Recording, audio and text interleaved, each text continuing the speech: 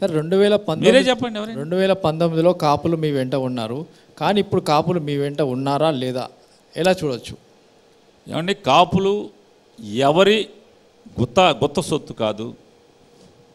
కాపులకు కూడా వ్యక్తిత్వం ఉంటుంది, కాపులకు కూడా అభిప్రాయాలు ఉంటాయి, కాపులకు కూడా స్వయం నిర్ణయం తీసుకునేటువంటి మేధస్సు ఉంటుంది.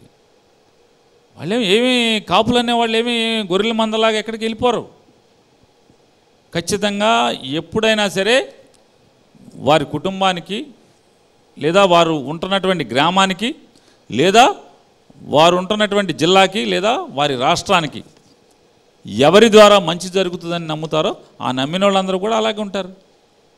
ఖచ్చితంగా మీరు మళ్ళీ రాసి పెట్టుకొని చెప్తున్నాను, ఖచ్చితంగా 2024లో కూడా ఆంధ్రప్రదేశ్ రాష్ట్రంలో ఉన్నటువంటి కాపులు మెజారిటీ, అంటే మొత్తం 100కి 100 ఏ పార్టీకి ఎవరు వేయరు, ఏ కులం కూడా.